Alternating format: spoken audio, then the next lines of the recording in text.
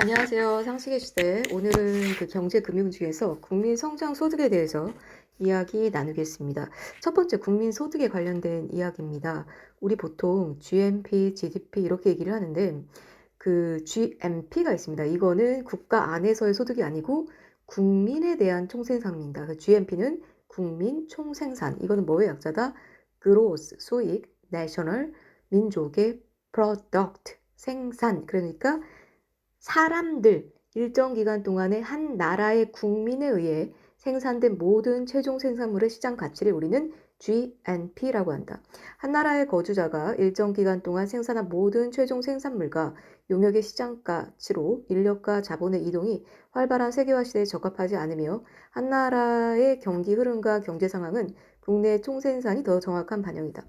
우리 보통 뭐 세계 GDP, GDP를 중심으로 이야기를 많이 하지, GNP가 GDP만큼 사용되지 않는 이유가, 한 나라의 이제 이제 그 국가 내에서 만들어진 아웃풋이 아니고 그 국가에 있는 사람들에 의해서 만들어진 총 생산량이다 보니까 이게 실제로 이게 얼마나 제대로 반영되는지가 좀 한계가 있다는 거죠. 왜냐하면 그 일정 기간 동안 사람들 모두가, 그러니까 거주자가 생산한 최종 생산물이다 보니까 요즘은 어때요? 인력이 사실은 뭐 해외로 이동하기도 하고, 그리고 또 자본도 이렇게 이동하다 보니까, 글로벌리제이션에서는 GNP가 조금 적합하지 않다고 판단을 해서 사실은 GDP를 많이 생산을 합니다. GDP를 많이 활용을 하죠. 그 GDP라는 것은 Gross Domestic Product라고 그 땅덩어리 안에서 일정 기간 동안에 한 나라의 국경 안에서 그러니까 생산된 모든 최종 생산물의 시장 가치를 얘기합니다. 아까 국민총생산은 그 한 나라의 국민에 의해 생산된 최종 생산물이라면 국내 최종 생산물은 한 나라의 국경 안에서 생산된 양이다. 그러면 일정 기간 동안 유리한 개념을 의미하면 보통 1년 단위, 예를 들어 2024년 대한민국의 GDP라든지 이런 식으로 한 나라의 국경 안에서 속지주의 개념으로 외국인이 국내에서 생산한 것은 포함되지만 내국인이 국외에 생산한 것은 제외된다. 왜냐하면 우리 그때 막 아까 그 사람들 중심으로 하면 한 나라의 이제 국민이라고 한다고 하면 사람들이 이동하니까 적합하지 않지만 이제 국내 총생산은 이 우리 땅덩어리 안에서 외국 사람이 들어가고 생산한 가치도 이제 그 한국의 국내 총생산으로 친다는 거죠. 네, 최종 생산물은 중간 생산물을 제외한 최종 프로덕트를 얘기합니다. 시장 가치는 시장에서 거래된 것만 포함한 겁니다. 네, 이제 우리 보통 GMP, GDP 했으면 이번에는 NMP도 합니다. 이거는 뭐냐면 국민 순생산입니다. 네트 하면 순이잖아요. 그럼 국민 순생산은 뭐냐? 국민 총생산에서 감가상각분을 제외한 금액이다. 국민 총생산 아까 GMP였죠. GMP에서 감가상분을 제외한 금액인데 그러면 이제 보통 감가상각이라는 걸 뭐라고 하냐? 어떤 경제가 보유하고 있는 장비나 구조물이 닳아 사라지는 것을 우리는 감가상각이라고 합니다. 자동차를 1년 썼어요. 그러면 그게 뭐 어디 중고 가격이 떨어지죠. 왜냐하면 감가상각 때문이죠. 국민 총생산에서 공장이나 기계 등 설비의 감모분, 즉 고정 자본 소모를 차감한 것으로 순부가가치를 말합니다. 아까 국민소득은 아까 보통 NI라고 한다. National Income이라고 한다. 그러면 국민 소득이란 National Income, 보통 NI라고 하는데 한 나라의 거주자들이 재화와 서비스에 생산 과정에서 벌어들인 소득을 합친 게 NI, 국민소득이다. 그러면 국민 총생산 소득은 뭐냐? 앞에 뭐를 붙인다? G를 붙인다. 그럼 G, NI가 되겠죠. 국민소득은 NI인데 국민 총소득은 GNI다. 우리 국민이 국내와 해외에서 벌어들인 소득의 실질 구매력을 나타내는 지표입니다.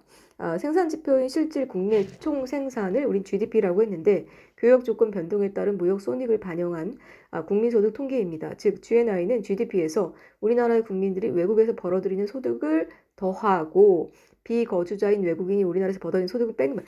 원래 그 GDP라는 것은 우리나라 땅덩어리 안에서 1년 동안 벌어들인 그 최종 생산물 시장 가치라고 하면 여기에는 사실 외국인이 우리나라에서 번 소득도 포함이 되고 대신에 외국에서 우리나라 국민이 벌어들인 돈은 포함이 안 돼요. 그런데 이제 GDP랑 좀 다르게 이제 GNI라는 건 우리나라 안에서 외국인이 벌어들인 거는 빼는 거예요. 그리고 외국에 있는 우리나라 사람들이 생산한 소득은 더하는 겁니다. 이게 GNI다.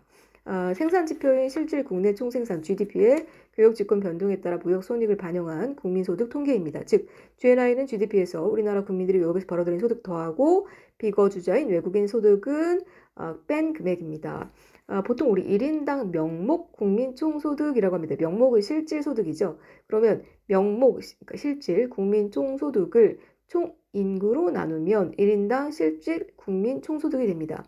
명목 국민 총소득 GNI는 국내 총생산 아까 GDP에서 명목 국외 순수 취요 소득 이게 뭐냐면 빼는 건데요. 아까 더하는 거잖아요. 외국에서 우리나라 사람이 번 소득 그리고 또 외국인이 번 거는 빼고 이겁니다. 어렵지 않죠? 네, 괜히 뻔한 얘기를 제가 좀 어렵게 설명하네요. GNI는 한 나라의 국민에 의해 생산된 모든 최종 생산물, GDP는 이 땅덩어리 안에서 생산한 최종 생산물, 그러니까 외국인 포함되겠죠. 국민 순생산은 국민 총생산에서 감가상각분을 제외한 게 순생산이고 국민 총소득은 뭐죠? 실질 구매력을 나타내는 거. GDP에서 외국인 거 빼고 외국에서 벌어들인 우리나라 국민들 거 더한 게 국민 총소득이다. 네. 소득 분배에 대해서 얘기하겠습니다. 필립스 곡선이라고 했어요. 필립스 커브니까 필립은 사람 이름이겠죠. 어포스트로피 S가 있으니까 임금 상승률과 실업률과의 관계를 나타낸 거다. 임금이 상승될수록 실업률은 감소한다는 지금 반비례 그래프가 보입니다. 좀 설명을 할게요. 실업률이 낮으면 임금 상승률이 높고 실업률이 높으면 임금 상승률이 낮다는 관계를 나타낸 곡선입니다. 영국 경제학자 필립스가 실제 영국의 사례를 토대로 분석한 결과에서 X는 실업률, Y는 임금 상승률. 실업률이 높으면 높을수록 임금 상승률은 낮아진다. 이렇게 나타난 거죠. 이 경우 실업률이 5.5%일 때 임금 상승률은 0이 된다. 최근에는 임금 상승률과 실업률의 관계보다는 물가 상승률과 실업률의 관계를 보는 것이 일반적이긴 한데 어찌됐든 이게 뭐다? 그 필립스가 나타난 것은 실업률과 임금 상승률의 반비례 그래프를 그려줬습니다. 네, 우리 보통 지니 계수라는 말 씁니다. 지니 계수. 이거 어디서 많이 들어본 거라고 생각을 하죠. 빈부격차와 계층 간 소득 분포를 불균형 정도를 나타내는 수치다. 이게 뭐다? 한마디로 말해서 계층 간 소득 분포, 상위 1%는 얼마를 벌고 하위 10%는 얼마를 벌고 이게 사실 불균등하잖아요. 그 수치가 그러니까 지니 계수가 높으면 높을수록 빈부격차가 심한 사회라고 할 수 있겠죠. 계층 간 소득 분포의 불균형 정도를 나타내는 수치로 소득이 어느 정도 균등하게 분배되어 있는지를 평가하는 데 주로 이용됩니다. 지니 계수는 0에서 1 사이의 수치로 표시되는데 소득 분배가 완전 평등한 경우 0이 되고 완전 불평등한 경우가 1이다. 그 사이에 있겠죠. 0.5, 0.8 이런 식으로. 즉 낮은 수치는 더 평등한 소득 분배를 반면에 높은 수치는 더 불평등한 소득 분배를 의미합니다. 네, 지니 코에피시언트. 네, 지니 계수라고 할 수 있습니다. 이제 로렌츠 곡선. 이건 사실 좀 자주 쓰는 말은 아닌데 소득 분포의 불평등을 측정하는 방법입니다. 아까는 불균형이지만 이거는 불평등입니다. 뭐냐면 미국의 통계학자 M. 로렌츠가 창안한 소득 분포의 불평등도를 측정하는 방법으로 한 사회의 인구를 누적시킴에 따라 한 사회의 소득이 누적되어 비율을 나타내는 곡선입니다. 미국의 통계학자 로렌츠가 고안한 것입니다. 인구 누적률, 저소득에서 고소득, 그리고 소득 누적률, 로렌츠 곡선은 완만한 비례 모습을 보여줍니다. 네, 이 말은 고소득일수록 한마디로 쌓아는 소득이 높다. 이건 너무 당연한 거죠. 네. 기준 중위소득입니다. 우리 보통 GDP가 얼마냐보다 사실 중위소득이 그 나라의 실제적인 사람들이 얼마나 잘 사냐 이걸 좀 나타내는 기준이기도 합니다. 그래서 이걸 기준 중위소득이라고 합니다. 국민 가구 소득의 중위값입니다. 이게 국민기초생활보장법 제20조 2항에 따라 중앙생활보장위원회 심의 의결을 거쳐 고시하는 국민 가구 소득의 중위값을 의미합니다. 기준 중위소득의 국민의 최저 생활을 보장하고 자활을 돕는 것을 목적으로 하는 국민기초생활보장의 급여의 기준을 정하는 중요 지표입니다. 보통 국민기초생활보장법은 뭐죠? 생활이 어려운 사람에게 필요한 급여를 제공하여 이들이 최저 생활을 하도록 하는 거, 수급자들, 이런 거, 나라에서 지원해주는, 그런 지원금 같은 거를 국민계차생활보장법에 의한 것이다. 그래서 이 중위소득이라는 것은 국민의 최저 생활을 보장하기 위해서 자활을 돕는 것을 이제 목적으로 합니다. 그래서 국민기초생활보장의 급여의 기준을 정하는 중요 지표가 이제 국민 가구소득의 중위값입니다. 그래서 이거를 기준 중위소득이라고 한다. 네, 이제 경기지수와 개수에 대해서 얘기를 좀 나누겠습니다. 몇 장 안 되네요. 네, 경기 확산 지수. 이게 이제 지수, 인덱스죠. 확산하는 거, 디퓨전. 우리 보통 그 향기 나는 거 디퓨저라고 하잖아요. 이 디퓨저의 그 디퓨즈에서 나온 거, 디퓨전, 확산, 명사입니다. 인덱스 지수죠. 그럼 DI는 경기 확산 지수입니다. 경기 동향 요인이 다른 부문으로 점차 확산, 파급되어가는 과정을 파악하기 위한 지표입니다. 이게 멈춰 있는지 확산되는지를 나타내는 지표를 우리는 경기 확산 지수라고 합니다. 경기의 변화 방향만을 지수화한 것으로 경기 동향 지수라고도 합니다. 즉, 경기 국면의 판단 및 예측, 경기 전환을 식별하기 위한 지표입니다. 우리 그 경기 동향 지수에서 이거 DI라고 하죠. 이게 0보다 크고 50보다 작다. 경기가 수축되는 국면입니다.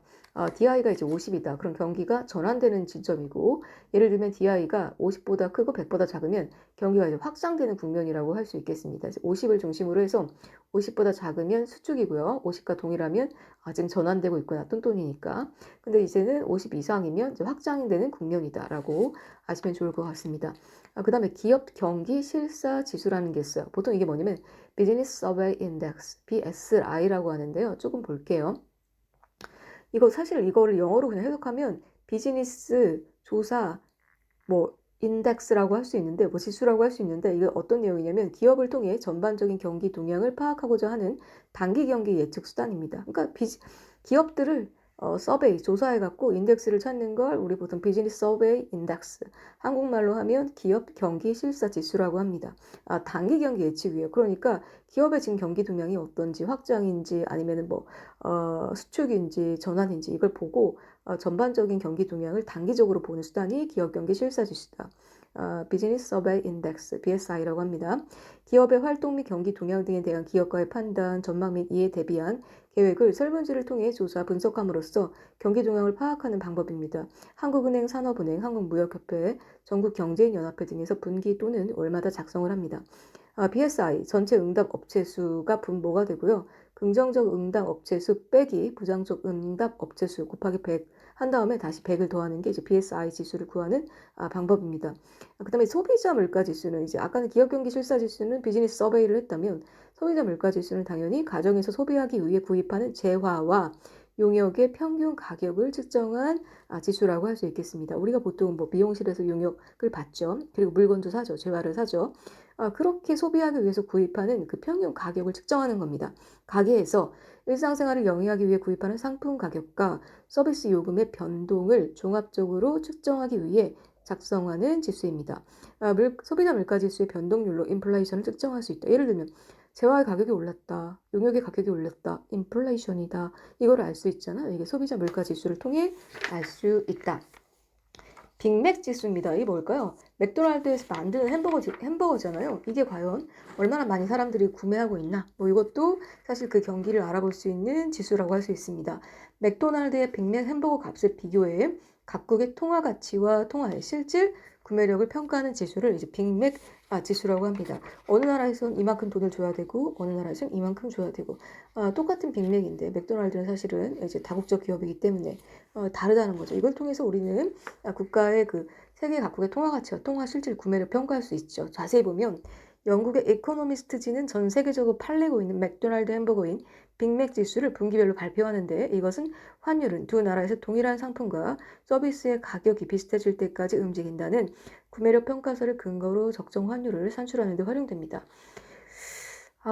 이게 보통 그 각 나라의 이제 환율이나 인플레이션을 파악할 수 있기, 왜냐면 어차피 빅맥은 맥도날드에서 만드는 똑같은 건데, 우리나라에서 뭐 1,000원에 사면 뭐 일본에서는 뭐 예를 들면 뭐 1엔 뭐 10엔 이하에 산다든가 뭐 가격이 다를 수 있잖아요. 아보카도 토스트 지수도 있습니다. 빅맥 지수는 맥도날드 햄버거인 빅맥 가격에 기초하고 라떼 지수는 스타벅스 카페 라떼 현지 가격을 달러로 환산해 계산합니다. 아보카도 토스트 지수는 국가 간 물가 수준을 비교하는 기준으로 최근 활용되고 있습니다. 빅맥 지수, 라떼 지수처럼 생활 속에서 즐겨 먹을 수 있는 토스트에 빗댄 지수입니다. 이거 사실 이제 그 세계 여행 하다 보면 각각 그 똑같은 빅맥 가격이 이제 우리가 다른 것을 체감할 수 있겠습니다. 사실 그것을 빅맥 지수라고 생각하시면 좋을 것 같습니다. 엔젤 개수는 뭐냐? 이제 엔젤 개수는 가계 총 지출에서 취약 전후의 어린이들을 위해 지출한 비용의 비율.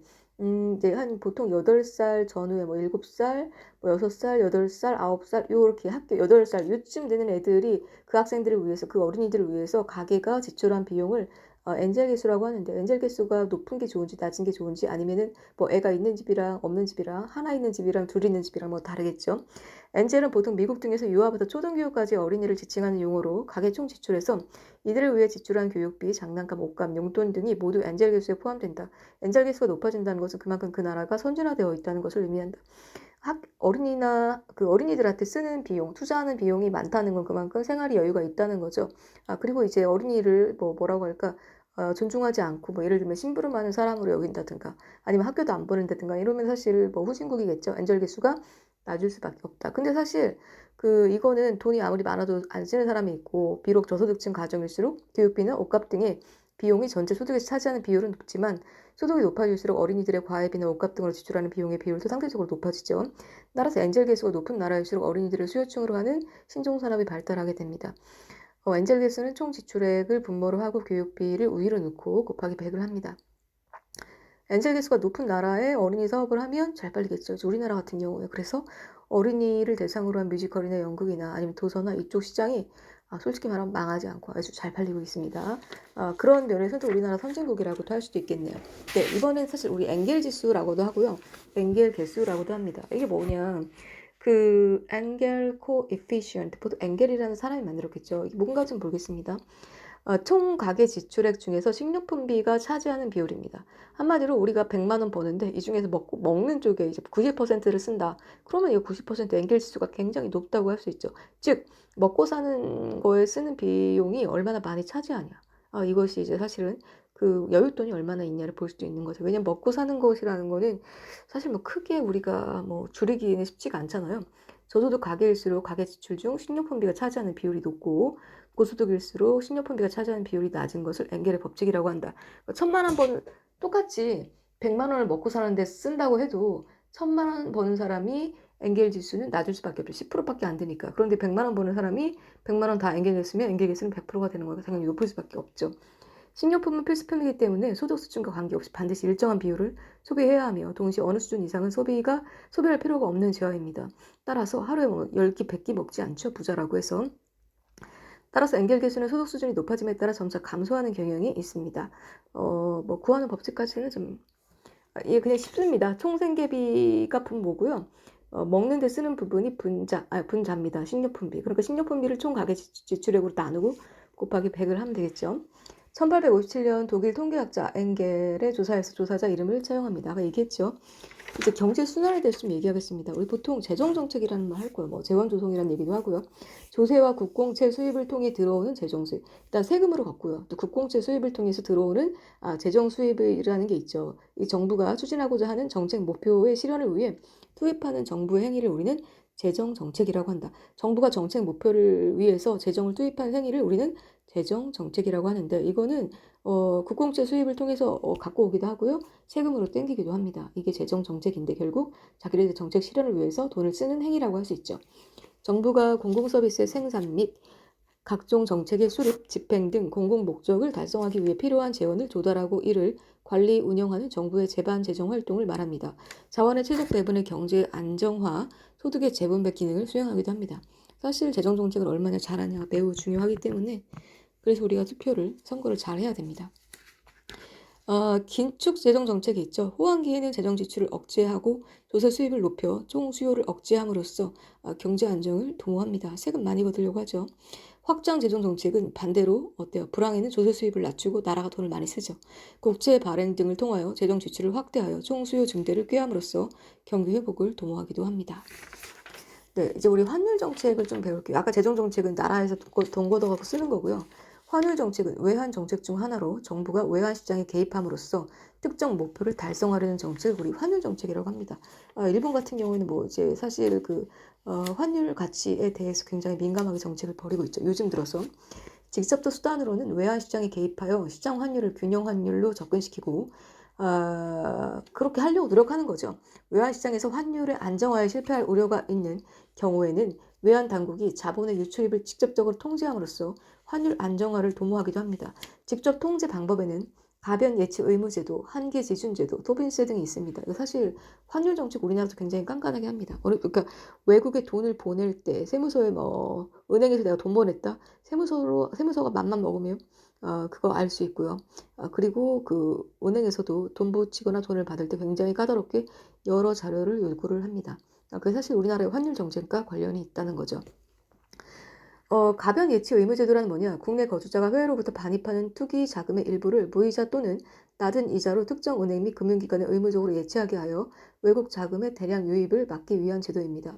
한계 지준 제도는 뭐냐? 통화 환수를 목적으로 기본 지준율은 그대로 둔 채 새로 늘어나는 예금에 대해 별도의 지준율을 적용하는 제도입니다. 사실 나라가 살기 위해서는 이제 환율 관련해서 대비를 많이 해야 되죠. 우리나라 지금 달러 얼마나 기축통화를 얼마나 보유하고 있냐 뭐 이런 것들 때문에 굉장히 민감해서 환율 정책을 사실 우리나라도 예민하게 실행하는 편에 속하는 것 같습니다. 제 경험에 의하면. 그 다음에 이제 통화 정책입니다. 통화 정책은 사실 이것도 사실 물가 안정이나 뭐 이런 것 때문에 많이 사실은 그 행해지는 정책이라고 할 수 있어요. 무슨 뜻이냐면 중앙은행이 우리나라 같으면 한국은행이죠.